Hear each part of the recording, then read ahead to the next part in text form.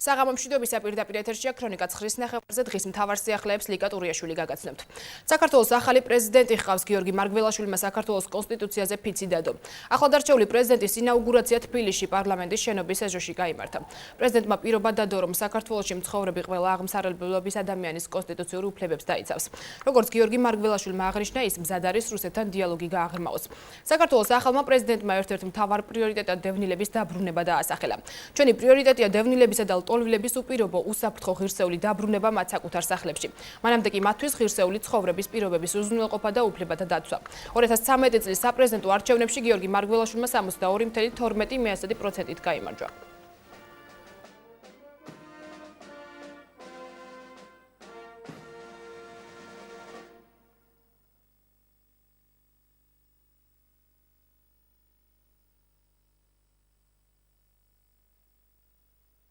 მე საქართველოს პრეზიდენტი ღვთისა და ერის წინაშე ვაცხადებ, რომ დავიცავ საქართველოს კონსტიტუციას, ქვეყნის დამოუკიდებლობას, ერთიანობასა და განუყოფლობას. კეთილსინდისიერად აღვასრულებ პრეზიდენტის მოვალეობას, ვიზუნებ ჩემი ქვეყნის მოქალაქეთა უსაფრთხოებასა და კეთილდღეობისათვის, ჩემი ხალხისა და მამულის აღორძინებისა და ძლევამოსილებისათვის.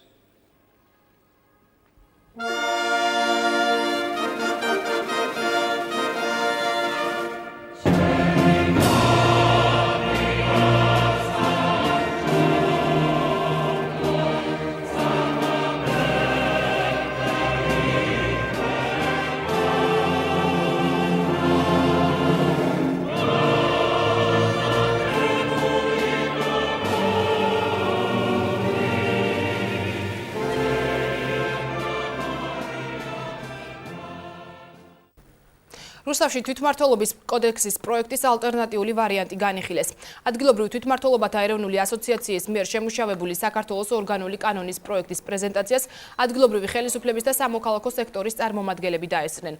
შეხვედრის ორგანიზატორთა შეფასებით ასოციაციას საქართველოს მთავრობის მიერ პარლამენტში ინიცირებულ პროექტთან დაკავშირებით არსებითი და პრინციპული ხასიათის შენიშვნები გააჩნია. ძალიან ბევრი არის კარგი როგორც ერთ ასევე მეორე პროექტში, მაგრამ ხაზგაუსმე ადგილობრივი თვითმმართველობა ეს არის მოქალაქეთა უფლება, კონდეს თვითმმართველობა და იყვნენ ჩართულები უფრო მეტად. ამის და ეს ხელს უწყობს სამოქალაქო საზოგადოების განვითარებას, ეს ხელს უწყობს ადგილობრივი დემოკრატიის გაუმჯობესებას. ამის ერთ-ერთი მთავარი ინსტრუმენტი არის ხალხის მიერ არჩეული წარმომადგენლობითი ორგანოს საკრებულო. მისი შესუსტებით ჩვენ ფაქტიურად უკან ვდგავთ ნაბიჯს. საზოგადოებრივი საბჭო აქტიურად იღებს ამ განხილვაში მონაწილეობას. მე ვფიქრობ, ჩართულობა ძალიან მნიშვნელოვანია და საერთოდ ყოველთვის, როდესაც კანონ პროექტს ეხება საქმე, საზოგადოების ჩართულობას აქვს უდიდესი მნიშვნელობა, იმიტომ რომ კანონი ყოველ შემთხვევაში იღება სადღაც, მაგრამ ეს მიდის ხალხთან. ჩვენ ადამიანები ვართ უშუალო მონაწილეები და შემსრულებლები და აღმსრულებლები ამ კანონის. რუსთავი არის თვითმმართველი ქალაქი, ამ თვითმმართველობას სჭირდება დახვეწა, რა თქმა უნდა. თანაც ისე უნდა დაიხოცოს, რომ სწორედ ჩვენი თვითმმართველობა იყოს უფრო ეფექტური, უფრო მოქნული, ხალხზე ორიენტირებული, მოსახლეობაზე ორიენტირებული და მის ყველა პრობლემის გადაჭრაზე ორიენტირებული. ამიტომაც ჩვენ ყველა ესეთ კანონში, რომელიც კი იქნება განხილული, აქტიურ მონაწილეობას მივიღებთ, რადგანაც კოალიცია არის მართველი ხელისუფლება, მართველი ძალა დღესდღეობით და ამიტომაც ჩვენი შემდგომი პოლიტიკური არსებობისთვის ასეთი კანონების სრულფასოვანი მიწოდება ხალხისთვის ექნება ერთ-ერთი მნიშვნელოვანი და მთავარი. რუსთავში დევნილების რეგისტრაცია დასრულდა. იმ პირებმა, რომლებმაც რუსთავში რეგისტრაციის გავლა ვერ მოახერხეს, ანკეტირება 27 დეკემბრამდე თბილისში უნდა გაიარონ. ამ ეტაპზე რუსთავში იმ იძულებით გადაადგილებული პირების რეგისტრაცია მიმდინარეობს, რომლებიც შესაბამისი დოკუმენტაციის წარდგენის შემდეგ რუსთაველის ქუჩაზე ყოფილი ტექნიკური უნივერსიტეტის შენობაში უნდა შესახლდნენ. რაც შეეხება იმ პირებს, რომლებსაც დევნილთა სამინისტრომ 32 ბაღის შენობაში არსებული ბინები უნდა გადასცეს, ამ დროისთვის მათი მონაცემების დაზუსტება მიმდინარეობს. დავით დარახვედილიძის უწყების წარმომადგენლობის განცხადებით უახლოეს მომავალში დავით გარეჯის ქუჩაზე მდებარე საერთო საცხოვრებლის რეაბილიტაცია დაიწყება. აპლიკაცია ანკეტირების შევსება რუსთაველის ქუჩა ნომერ 16-ში ყოფილი გპ-ის შენობაში შესახლება იმ დევნილთა ოჯახებით, რომლებიც მიიღებენ მაღალ ქულებს. ხოლო მე-12 მიკრორაიონში 35 ბაღში შესახლებული დევნილებისთვის, რომელმაც გაიარეს ეს ანკეტა აპლიკაცია, მიმდინარეობს ახლა დაზუსტების ფორმა ადგილზე ოჯახში მისვლით და იმ დოკუმენტაციაზე, რომელთან მათ ჰქონდათ წარმოდგენილი მაგათი დაზუსტება. რუსთაველის 35-ში შესახდება 22 ოჯახი, ხოლო რუსთაველის ქუჩა ნომერ 16-ში შესახდება 70 ოჯახი. ასევე დაწყებულია რეაბილიტაცია დავით გარეჯის 4-ში, მე-14 ბაგაბაღში, სადაც განსთავსდება 22 ოჯახი. 22 ნოემბერს სრულიად საქართველოს კათოლიკოს პატრიარქის უწმინდესისა და უნეტარესის ილია მეორის ლოს ეკურთხევით რუსთავში გამწვანების აქცია ჩატარდება. დადგა დრო, როცა ჩვენ პრაქტიკულად უნდა ვიმოქმედოთ და ყველაფერი უნდა გავაკეთოთ ჩვენს ქვეყანაში, რომ ყველა მიიღოს მონაწილეობა გამწვანებაში. ეს საკითხი იმდენად აქტუალურია, რომ თითქმის არ არსებობს მსოფლიოში ქვეყანა, რომელიც ამით არ ინტერესდება. მე იმედს გამოვთქვამ, რომ მოსახლეობა მიიღებს მონაწილეობას ამ დიდ საქმეში. ამის შესახებ ილია მეორემ ქადაგებისას ისაუბრა. ქალაქის მერის დავით ჯიქიას ინიციატივით პირველი მასშტაბური აქცია ლეონიძის სკვერში გაიმართება, რომელიც 22 ნოემბერს 13 საათზე დაიწყება. ლეონიძის სკვერში 1000 შავი ფიჭვის ნერგი დაერგვება. ნერგები რუსთავის საპატრიარქოს ფონდიდან გადაეცა, გამწვანების აქციაში ჩართვა ყველა რუსთაველს შეუძლია.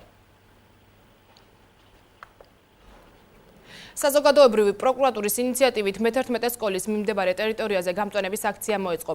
აქციაში 10-ზე მეტი პრობაციონერი და რუსთავის რამდენიმე საჯარო სკოლის მოსწავლეები მონაწილეობდნენ. ახალგაზრდებმა ნერგები პროკურატურის თანამშრომლებთან და ვახტანგ გორგასლის სახელობის ტაძრის წინამძღვართან ერთად დარგეს.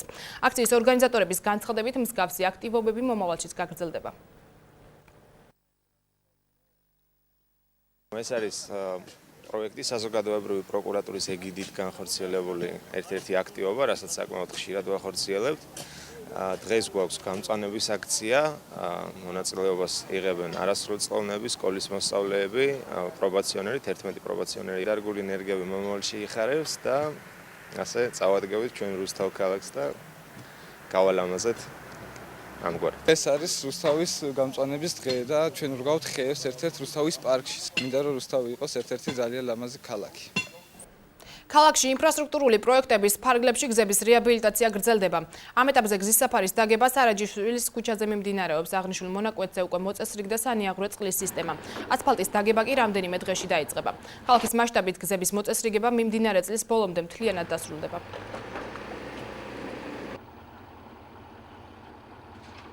ძალიან ცუდი მდგომარეობა იყო. ვერ გაივლიდა კაცი. მე ზოგს ფეხი უტრიალდებოდა, სტყდებოდა, ზოგს რა ბევრი ესეთ შემთხვევები იყო. და ეხლა თუ გაკეთებ ამას რაჯობია, შვენიერია და რამდენიმე კვირის წინ გავაგზავნეთ სხვათა შორის ბოლო წერილი და მივიღეთ მერიიდან დადებითი პასუხი. არ მეგონა ასე სწრაფად თუ გააკეთებდნენ. ძალიან მიხარია ღმერთ მათნას ასე იყოს გულთან მიტანილი ყველა სადგევარი მოქალაქის. ეს გზა იყო აი ბალახებით დიდი უზარმაზი არ იყო ბილიკი ისა ტროტუარი არაფერი გზა და ბილიკი იყო გაერთიანებული და იყო ქვეწარმოების სამშესაფარი. გარდაბნის საჯარო სკოლებში ეროვნული სასწავლო ოლიმპიადის პირველი ტური მშვიდ ვითარებაში აქტიურად მიმდინარეობს. მოსწავლეები ოლიმპიადაში მონაწილეობას საკუთარი სურვილით იღებენ. სასკოლო ოლიმპიადის მეორე ტური გამოცდების ეროვნული ცენტრის ორგანიზებით გაიმართება და მასში მხოლოდ მაღალი ქულების მქონე მოსწავლეები მიიღებენ მონაწილეობას. შეგახსენებთ, რომ 2013-2014 წლის ეროვნული სასწავლო ოლიმპიადის პირველი ტური 9 ნოემბერს დაიწყო და მას სკოლების შეფასებისა და ეროვნული ცენტრის მიერ მიწოდებული მასალებით თვითონ ატარებენ. სასკოლო ოლიმპიადის პირველი ტური აქტიურობა და ჩართულობა მოსწავლეების იგივე არის დაახლოებით როგორც იყო ხოლმე წინა წლებში.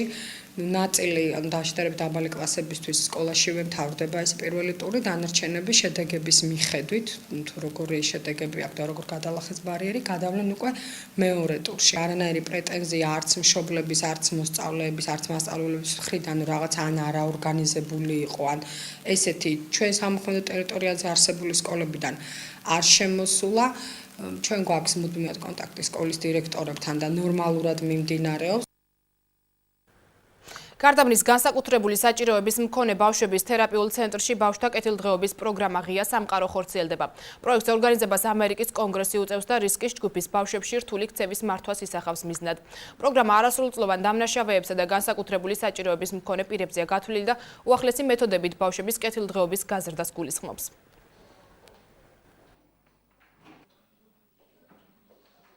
ეს ეხება ძირითადად შეზღუდული შესაძლებლობის მქონე ბავშვთა რთული ქცევის მართვას, უახლესი მიდგომებით მათთან მუშაობას და რისკის ჯგუფის ბავშვებთან გამოვლენას რისკის ჯგუფისას და შემდგომ პრევენციას. შემდეგი კვირიდან გვეგმავთ უკვე დავიწყოთ დანერგვა რთული ქცევის მენეჯმენტის ახალი მიდგომების, რომელიც არის აბსოლუტურად დასავლური მოდელი და ითვალისწინებს ქცევის წინაპირობის შეცვლას და პოზიტიური ქცევის წახალისებას.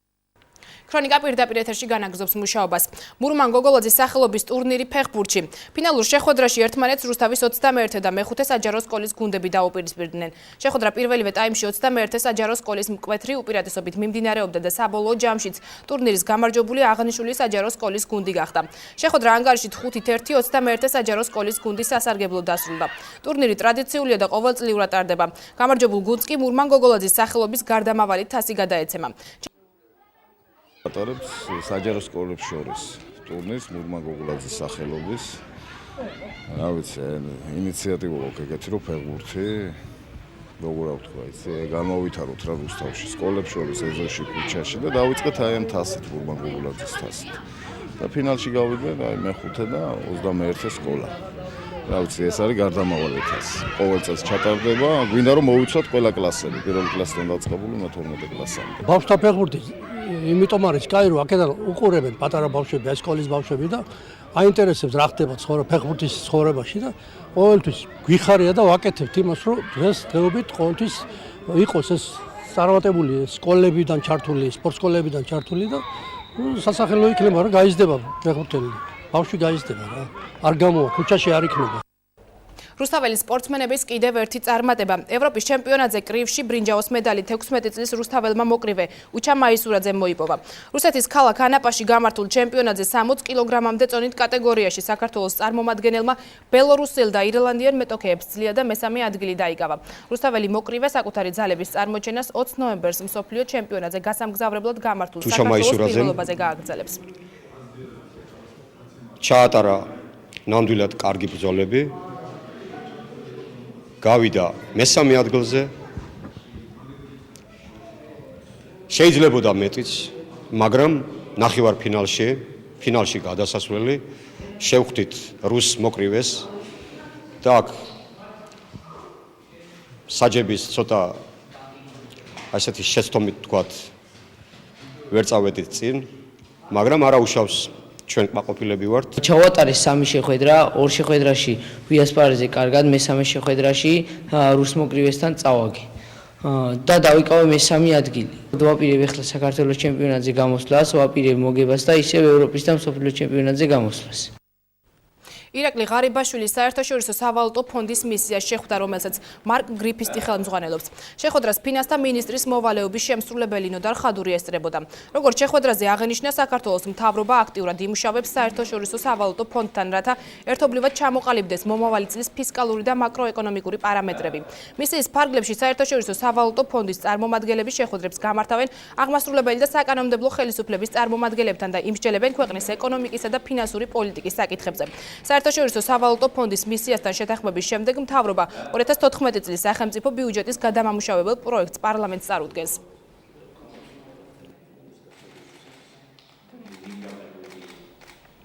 საქართველოს შინაგან საქმეთა სამინისტროში ხელი მოეწერა საქართველოს მთავრობასა და ისრაელის სახელმწიფოს მთავრობას შორის ეროვნული პასპორტების მფლობელთათვის ვიზისგან გათავისუფლების შესახებ შეთანხმებას. საქართველოს მხრიდან შეთანხმებას ხელი მოაწერა საქართველოს შინაგან საქმეთა მინისტრის მოვალეობის შემსრულებელმა ირაკლი ღარიბაშვილმა, ხოლო ისრაელის მხრიდან ისრაელის სახელმწიფო შინაგან საქმეთა მინისტრის მოადგილე ფაინა ქირშენბაუმმა. აღნიშნული შეთანხმება ითვალისწინებს საქართველოს მოქალაქეებისთვის ისრაელის სახელმწიფოში 6 თვის განმავლობაში 90 დღით უვიზოდ ყოფნას. აღნიშნული შეთანხმებები ძალაში მას შემდეგ შევა, რაც მხარეები აუცილებელ შიდა სახელმწიფოებრივ პროცედურებს დაასრულებენ. ხელი მოეწერა შეთანხმებას უვიზო რეჟიმთან დაკავშირებით საქართველოს და ისრაელის სახელმწიფოს შორის. კიდევ ერთხელ მსგავს ხაზგასმით დავნიშნო, რომ ეს შეთანხმება ზოგადად უვიზო რეჟიმი დაახლოებს ისრაელის სახელმწიფოს საქართველოსთან, იგივე ჩვენი ხალხების დაახლოება მოხდება და კიდევ უფრო გაუმჯობესდება არსებული ურთიერთობები როგორც ეკონომიკურ, ასევე სოციალურ, კულტურულ სფეროებში. და ბევრად უფრო გაუმჯობესებული გარემო იქნება ასევე ინვესტიციების კუთხით საქართველოში. მე ვიცი, რომ ძალიან ბევრი ებრაელი ინვესტორი გეგმავს საქართველოს შემოსვლას, შესაბამისად ეს ყველაფერი გაამარტივებს ჩვენ შორის არსებულ ურთიერთობებს და უფრო ეფექტურს გახდის მას. ქრონიკა პირდაპირ ეთერში უცხოეთის სიახლეებით განაგრძობს მუშაობას. ჩილეში საპრეზიდენტო არჩევნები გაიმართა, თუმცა ქვეყნის მომავალი ლიდერის გამოვლენა ვერ მოხერხდა. ჩილეს ახალი პრეზიდენტის ვინაობა მხოლოდ არჩევნების მეორე ტურის გამართვის შემდეგ გახდება ცნობილი. ხმათა 99%-ის დათვლის შემდეგ ცნობილი გახდა, რომ ამ მრჩევლების 46%-მა ხმა მემარცხენე ცენტრისტული კოალიციის ლიდერ მიშელ ბეჩელეტს მისცა. მისმა მთავარმა კონკურენტმა ეველინ მატეიმ კი ხმათა 25% მიიღო. ამ შედეგის გამო ქვეყანა მეორე ტურის აუცილებლობის წინაშე დადგა, რომელიც სავარაუდოდ 15 დეკემბერს გაიმართება.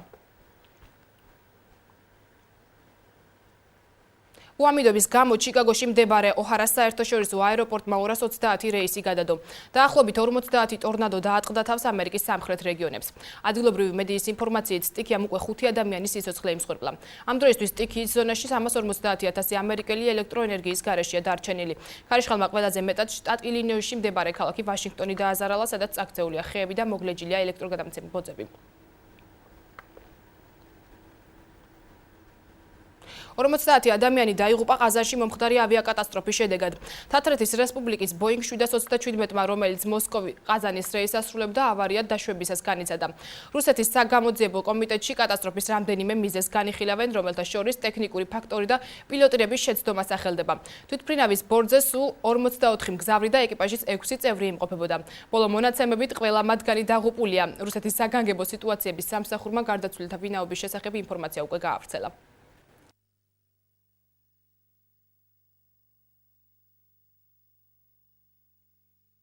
ახლა გინახოთ როგორი ამინდია ნავარაუდები ხვალ ქვემო ქართლში. წალკაში მოსალოდნელია დღისით 7, ღამით -2 გრადუსი. 9 გრადუსამდე გათბება ჰაერი, დღისით თეთრი წყაროში, ღამით 1 გრადუსამდე დაიწევს ტემპერატურა, დმანისში მოსალოდნელია დღისით 8, ღამით -2 გრადუსი. პოლიში დღისით 13, ღამით 4. მარნეულში დღისით 12, ღამით 4 გრადუსი სითბო. თბილისში დღისით 12, ღამით 4 გრადუსამდე გათბება ჰაერი. გარდა მაშინ ნავარაუდებია დღისით 12, ღამით 4 გრადუსი სითბო, ხოლო ჩვენს ქალაქშიც დღისით 12, ღამით 4 გრადუსი სითბო დაფიქსირდება.